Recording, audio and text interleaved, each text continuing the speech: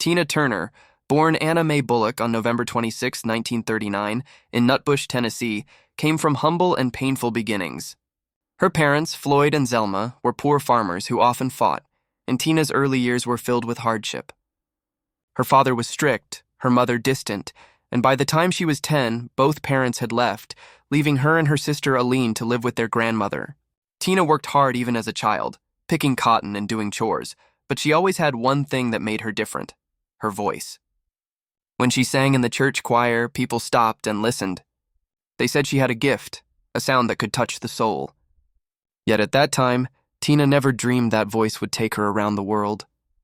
Life in Nutbush was simple but harsh, and she learned early what it meant to survive. She once said she didn't have toys or comfort. Her hands became rough before they ever held a doll, but deep down she carried a spark, a belief that one day she would escape the pain and find something greater. That small spark would one day become one of the brightest lights in music history.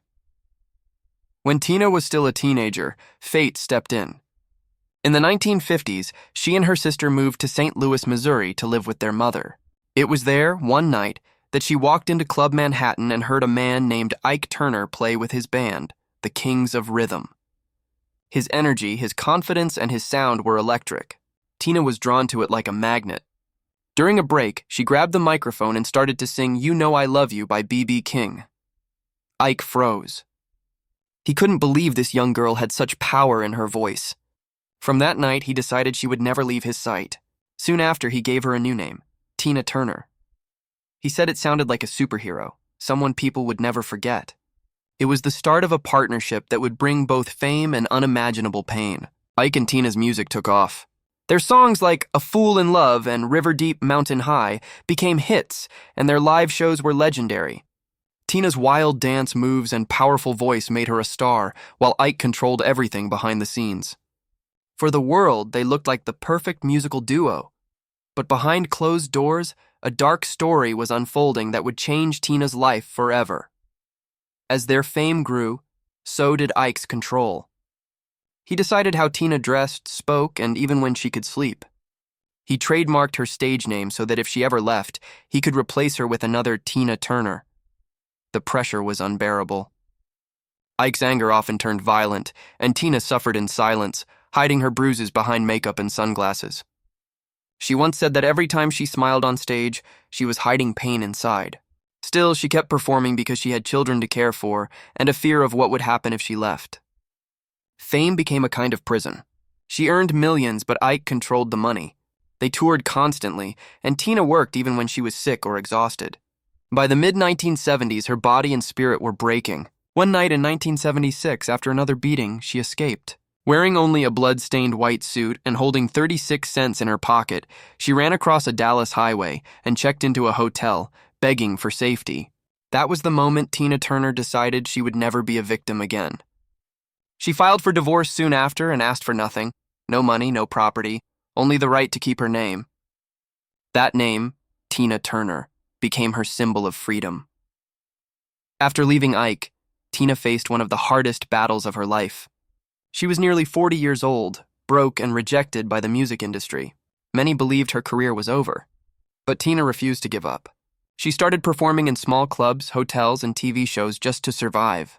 She sang anywhere she could, earning only enough to pay rent. She said she felt invisible, but she never stopped believing she could rise again.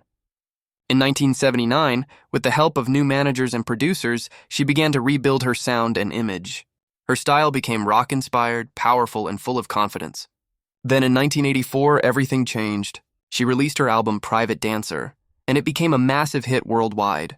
Songs like "What's Love Got to Do With It" and "Better Be Good to Me" topped the charts, and suddenly, Tina Turner was back, stronger than ever. She won 4 Grammy Awards and became one of the biggest stars of the 1980s. Her comeback wasn't just musical, it was emotional. Tina showed the world that strength, courage, and self-belief can rewrite any story. She had turned her pain into power, proving that it's never too late to start again. As the 1980s continued, Tina Turner became more than a singer. She became a symbol of empowerment. Her concerts sold out around the world, and she broke records that few women in music had ever reached.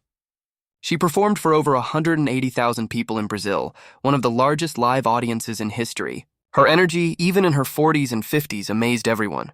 She became known as the Queen of Rock and Roll, a title she earned through pure determination and raw talent. In 1985, she even starred in the movie Mad Max Beyond Thunderdome alongside Mel Gibson, showing the world she could act as fiercely as she sang. That same year, she performed at Live Aid, sharing the stage with Mick Jagger, and once again proved she was unstoppable. Tina's story inspired millions, especially women who had faced abuse or hardship.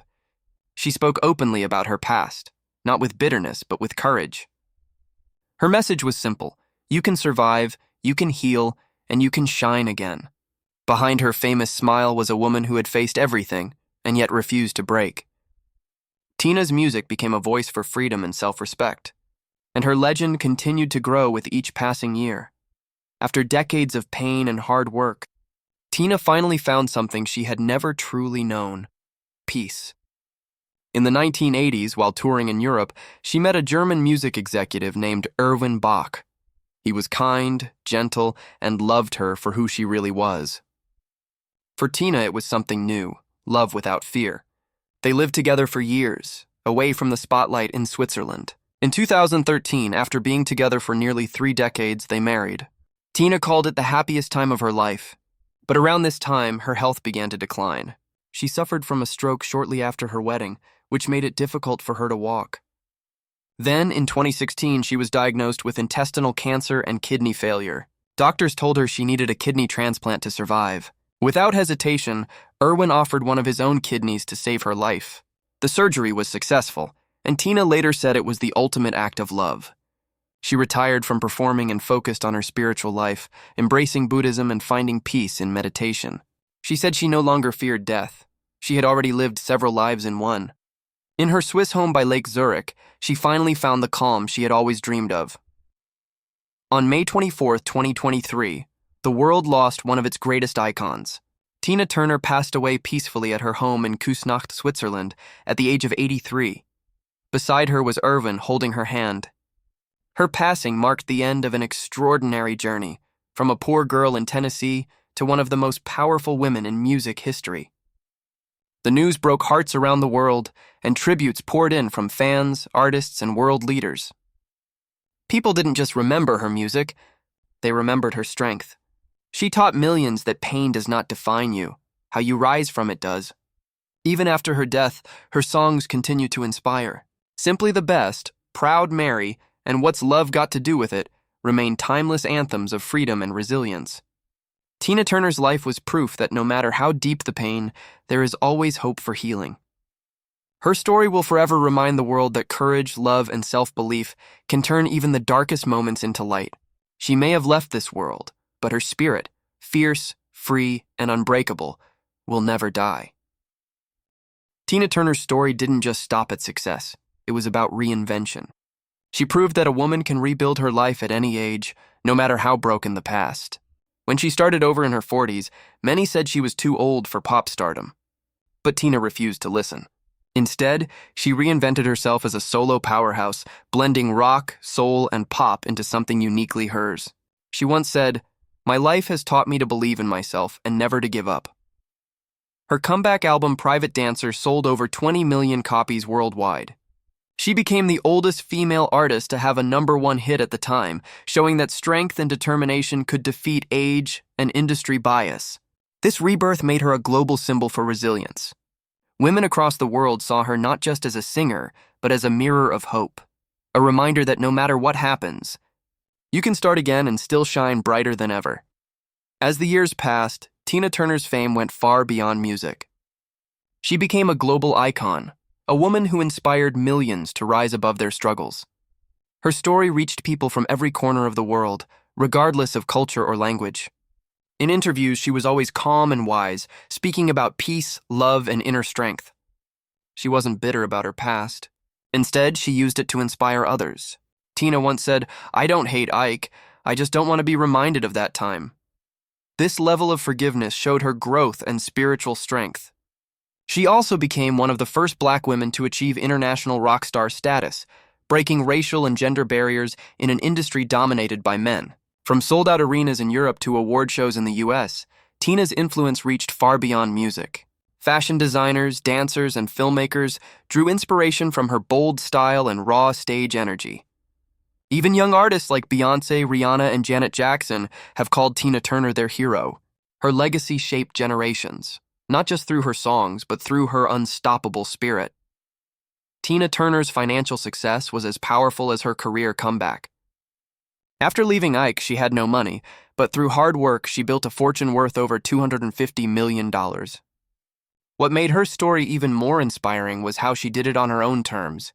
She owned her stage name, controlled her music rights, and later sold her entire music catalog for $50 million, one of the largest deals of its kind.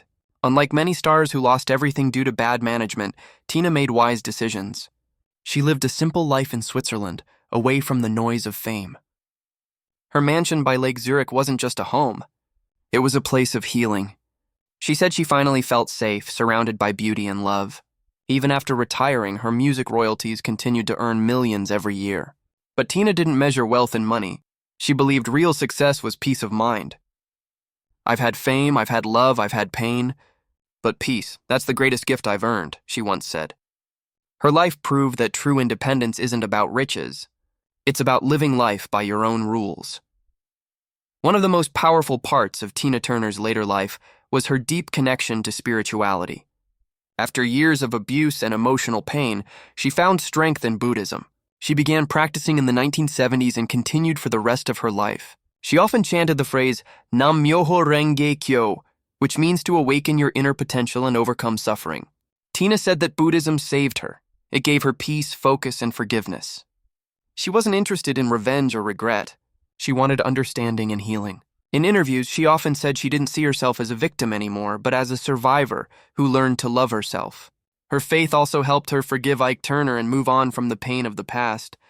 Through meditation and chanting, she transformed her anger into compassion. In 2020, she released a book called Happiness Becomes You, where she shared her spiritual lessons and encouraged others to find peace within themselves. This part of her life showed another side of Tina. Not just the fierce performer, but a wise woman who had finally found inner freedom. Away from the stage, Tina Turner was surprisingly humble and gentle. Friends described her as kind, private, and always polite. She loved gardening, cooking, and spending time by the lake.